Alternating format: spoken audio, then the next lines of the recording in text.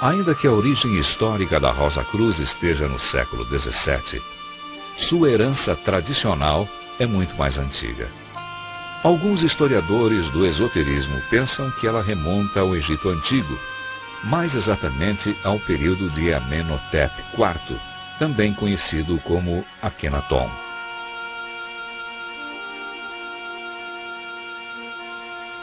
Como confirmado por muitos egiptólogos, nesse período existiam as chamadas escolas de mistérios, onde eram estudados os mistérios do universo, da natureza e do homem.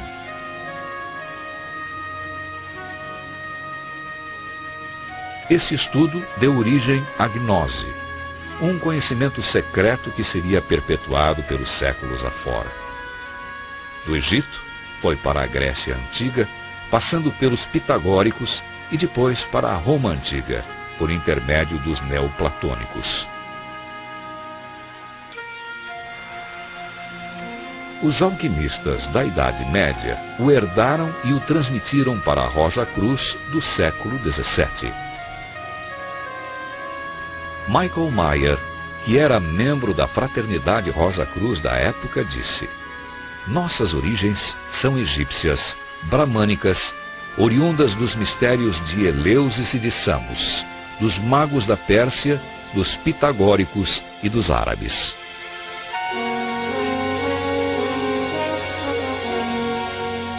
Isso significa que a antiga herança se estagnou no século XVII? Não. Ela se perpetuou pelos séculos seguintes e deu origem a muitos ramos Rosa-Cruzes. No século XVIII, o mais importante era conhecido como Ordem da Rosa Cruz de Ouro do Antigo Sistema. Essa ordem teve muitos membros ilustres, entre os quais o príncipe Frederick Guilhem, o duque Ferdinand de Brunswick, Friedrich Christoph Oettinger e Nikolai Novikov. No século XIX, a Ordem da Rosa Cruz, fundada por Joséphine Peladan, atraiu muita atenção em virtude da exposição de pintura que ele organizou em Paris. Pintores famosos como Charles Fellinger, Jean Delville, Émile Bernard, amigo de Toulouse-Lautrec e Gauguin, Georges de Feuille, Eugène Grasset, expuseram suas obras durante essa exposição.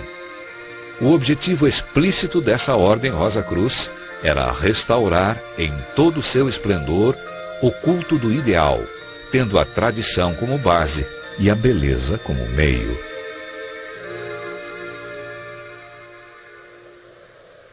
Uma outra escola de pensamento, a livre maçonaria, nasceu na Inglaterra no século XVIII. Ainda que atribuindo sua origem tradicional a Irã, suposto arquiteto do Templo de Salomão, ela de fato emprestou muita coisa da Rosa Cruz, que levou a alguns autores como Johann Gottlieb Böll ou Thomas de Quincey a dizer que se tratava de uma emanação do rosacrucianismo. Em todo caso, já em 1757, ela criara o grau do Cavaleiro Rosa Cruz, ainda hoje considerado por alguns ramos maçônicos como um dos de maior prestígio. Entre os membros mais eminentes da livre maçonaria Rosa Cruz dessa época estavam, para citar apenas alguns, o Conde de Saint-Germain, Cagliostro, Jean-Baptiste Villermoz e Martinet de Pasquali. Esse último criou a Ordem dos Elos Cohen, cujo grau mais elevado era o grau Rosa Cruz.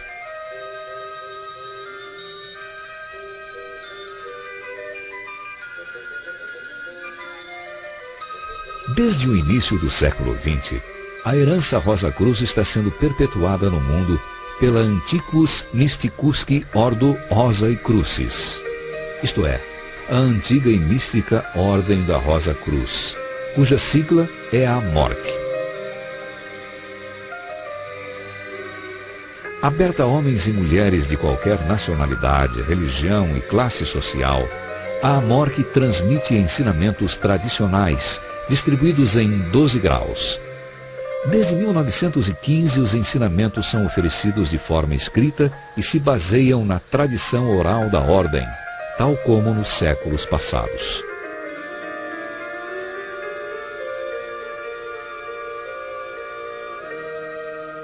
Além disso, os Rosa-Cruzes podem se reunir voluntariamente em lojas para efetuar sessões de trabalho coletivo.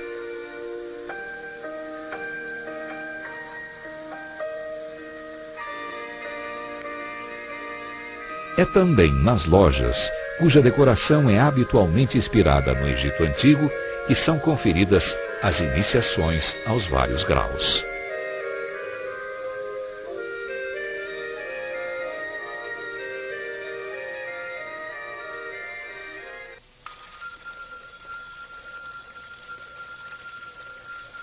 De que tratam os ensinamentos Rosa-Cruzes? A julgar pela literatura esotérica, eles cobrem um vasto campo e integram os grandes temas da tradição, entre os quais as origens do universo, a natureza de tempo e espaço, as leis da matéria, da vida e da consciência, os mistérios da morte, da vida após a morte e da reencarnação, o simbolismo tradicional e a ciência dos números.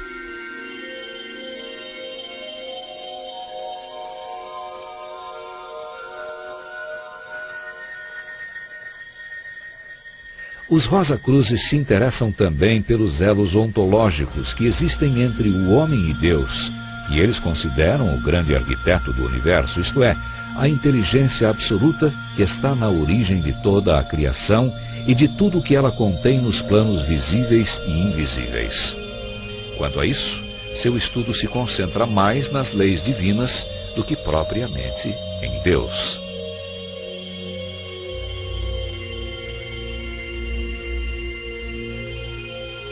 Em paralelo aos seus estudos específicos, os Rosa-Cruzes professam uma filosofia fundamentada na alquimia espiritual. Essa forma de alquimia não consiste em transformar metais comuns em ouro, como faziam os alquimistas antigos, mas em transmutar as imperfeições da natureza humana nas suas qualidades opostas, como, por exemplo, orgulho em humildade, egoísmo em generosidade, intolerância em benevolência. Para pôr em prática essa filosofia, os Rosa-Cruzes se empenham em se aprimorar, de modo a se tornarem melhores em suas atitudes e em seus comportamentos. Para eles, o mal existe na Terra somente porque os homens são complacentes com suas fraquezas e não aspiram suficientemente ao bem.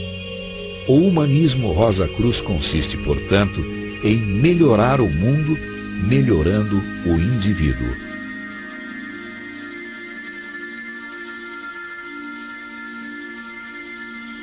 Isso levou um escritor contemporâneo a dizer: a alma da Rosa-Cruz é parte integrante da alma do Ocidente, que é humanista e espiritual.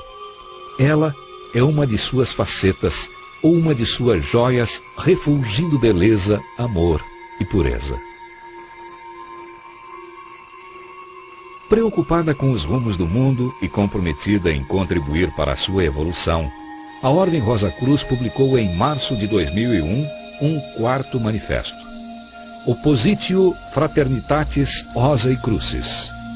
Enquanto os 3 manifestos publicados no século XVII se dirigiam à elite intelectual, esse novo manifesto visa um público mais amplo.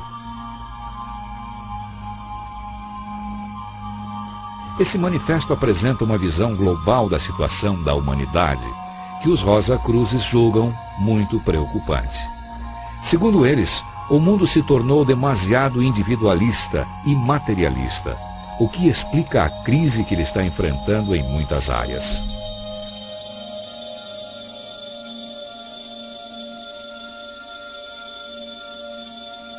Para resolver essa crise, os Rosa-Cruzes clamam por mais humanismo e espiritualidade para que a Terra se torne um lugar de paz, harmonia e fraternidade.